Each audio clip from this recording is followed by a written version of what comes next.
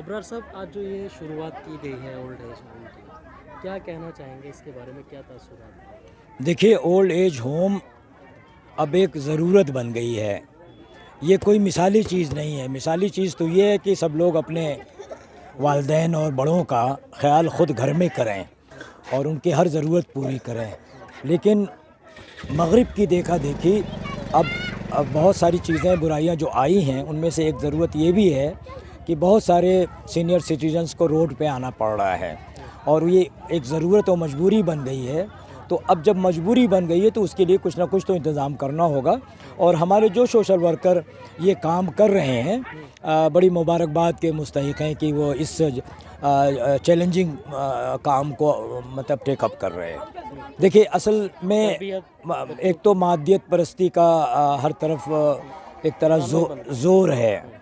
दूसरे ये कि जो हमारी पुरानी कदरें थीं और कुछ हमारा जो ख़ानदानी निज़ाम है टूट फूट का शिकार है, उसकी वजह से ऐसा हो रहा है।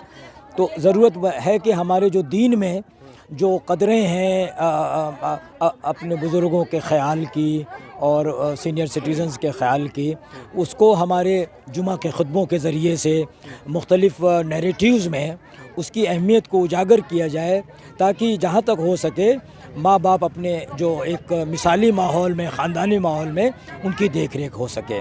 इसलिए कि देखा गया है कि जो ओल्ड एज होम बने हैं, वहाँ जब उनको विज़िट की जाती है तो वो अपने घरों के लिए रोने लगते हैं कि हम अपने बच्चों से दूर हो गए, हम अपने नवासों से, पोतों से, पोतियों से दूर हो गए। तो कहीं ना कहीं ओल्ड एज होम हल नहीं है। हल वही है जो मुख्तलिफ़ मज़ाहिब में बड़ों की देख रेख के लिए कहा गया है। उस पर तवज्जो दी जाए और उसका अगर क्या किया तो इसकी ज़रूरत ही नहीं पड़ेगी। वो वाक़या क्या बताया जो आप अंदर ज़िक्र कर रहे थे, वो क्या वाक़या था ख़वातीन का? एक ख़ातून मेरे घर आई और उनको शायद हम मेरे पास पड़ोस के लोगों ने उन्हें मेरे घर भेजा था कि भाई ये बेसहारा लोगों का, गरीब लोगों का ख्याल करते हैं, तो शायद उसका। तो मैंने जब उससे पूछा तो उसने कहा कि मेरी ससुराल वालों ने मुझे घर से निकाल दिया है और मैं अपने मैके भी नहीं जा सकती हूँ। ये सूरत हाल में मैं निज़ामुद्दीन में आके दिन भर गुजारा करती हूँ और जब निज़ामुद्दीन दरगाह बंद हो जाती है तो मुझे सड़क पे आके सोना पड़ता है। तो मैंने एक जो सोशल वर्कर हैं मेरे जानने वाले, ख़ातून हैं, उनके पास मैंने उनको भेजा और कुछ कह के इनका इंतज़ाम कीजिए। तो ये सूरत हाल ऐसी है कि उस रात उसका इंतज़ाम नहीं हो पाया, तो उस रात उसे फिर वापस निज़ामुद्दीन के पास जाना पड़ा। उसके बाद हमें इस कोशिश में रहे और लोगों को इस तरफ तवज्जो दिलाया जाए कि इस तरह की कोई एक जगह हो जहाँ बेसहारा जो ख़वातीन हैं ख़ास तौर से, उसमें नौजवान भी हो सकती हैं और जिनके साथ बहुत ज़्यादा ज़्यादती भी हो सकती है, तो उनको छोड़ा नहीं जा सकता। उसके लिए ज़रूरी है कि हमारे इस तरह की जो जगहें ओल्ड एज होम के बजाय अगर हम उसे दारुल अमान कहें या गोशे आफ़ियत कहें, उस तरह का, ताकि बेसहारा लोगों के लिए ऐसी जगहों पे जगह बनाई जा सके।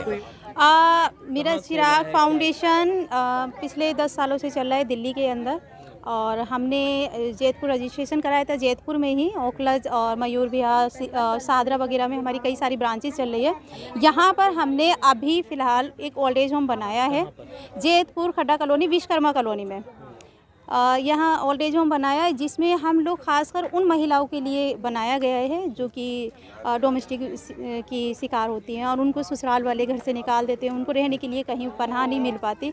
तो हम उन महिलाओं के लिए यहाँ पनाह के लिए ये आश्रम बनाया है, जिसमें उनको हम पूरी तरीके से स्किल वगैरह का ट्रेनिंग, एजुकेशन, हर चीज़ प्रोवाइड करेंगे, जो कि हम उनको पैरों पे इतना सक्षम कर देंगे कि वो अपने लिए खुद कमा के खा सके।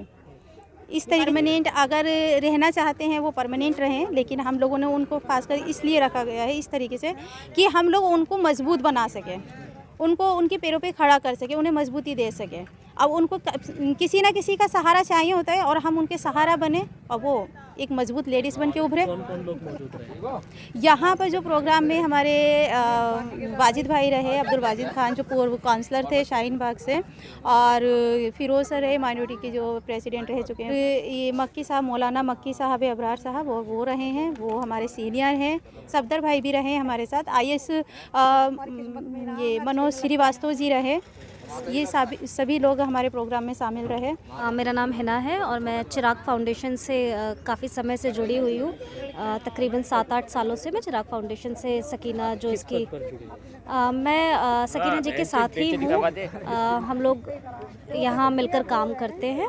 मैं इस टीम की एक मेंबर हूँ, चिराग फाउंडेशन टीम की एक मेंबर कैसे हूँ। काम करते हैं और क्या काम किया है? असल में चिराग फाउंडेशन जो है हर मुद्दों पे काम करता है। जैसे एक बहुत ख़ास बात है कि जिस तरह से जो NGOs होते हैं, ऑर्गेनाइजेशन जिस तरह होती है, वो कुछ स्पेसिफिक मुद्दों पे काम करती हैं, लेकिन चिराग फाउंडेशन जो हमारी फाउंडेशन की खासियत ये है कि ये हर मुद्दों पे बात करती है, चाहे वो महिलाओं के मुद्दे हों, चाहे बच्चों से जुड़ी हुई चीज़ें हों, चाहे शिक्षा से जुड़ी हुई हों, सेहत से जुड़ी हुई हो। हर मुद्दों पे चिराग फाउंडेशन अपना काम कर रहा है और बहुत अच्छा काम कर रहा है कि यहाँ पे हम एजुकेशन अवेयरनेस की भी बात करते हैं कि स्कूल किस तरह से बच्चों को भेजना चाहिए, कितनी महत्वपूर्ण है शिक्षा हमारे लिए, और उसी तरह कितना सेहत का ख्याल भी रखना है। तो इसको लेके चिराग फाउंडेशन हर चीज़ पे काम करता है। तो आप भी रहेंगे यहीं पर, कैसे काम किया जाएगा? जी, ये जो अभी स्थापना हुई है एक ओल्ड एज होम की, और साथ ही साथ जो सकीना जी ने जैसे बताया आपको कि वो बाकी चीज़ों पे भी काम करेंगी। जैसे महिलाएं हैं तो उनके तलाक हो जाते हैं, उनको सही सलाह देना, उनको एक सलाह देना कि किस तरह से वो आगे बढ़ सकती है, उनको एम्पावर करना। तो मुझे लगता है कि ये जो ओल्ड एज होम खुला है, हम चाहेंगे कि इसमें ज़्यादा से ज़्यादा लोगों की मदद पहुँच सके। जितने भी वृद्धाओं के साथ में जी हाँ, नौजवानों के साथ भी कोई मसला होता है तो? जी बिल्कुल। सिर्फ हाँ, ओल्ड एज होम स्पेसिफिकली तो देखिए है वृद्धों के लिए, वृद्ध आश्रम है तो उनकी मदद की जाएगी, लेकिन साथ ही साथ जैसे मैंने बताया कि इस ऑर्गेनाइजेशन का कोई एक स्पेसिफिक मुद्दा नहीं है, हम हर चीज़ पे काम करते हैं। तो उसी तरह युवाओं को भी, ख़ास तौर पे महिलाओं को, लड़कियों को, क्योंकि आजकल ये मुद्दे बहुत आ रहे हैं, उनको पता नहीं होता हमें किस तरफ जाना है, हमें क्या करना है, हमें किस तरह से सलाह लेनी है। तो यहाँ पर ये सारे काम भी होंगे जिससे कि उन्हें दर दर ना भटकना पड़े, चाहे फिर वो उनकी एम्पावरमेंट से लेके काम हो, उनकी रोज़गार को लेके काम हो, उनकी पढ़ाई को लेके काम हो। तो हम कोशिश करेंगे कि हम इस चिराग फाउंडेशन के तले इन सब चीज़ों को जो है काम कर सकें, इन सब चीज़ों पर, इन मुद्दों पर काम कर सकें।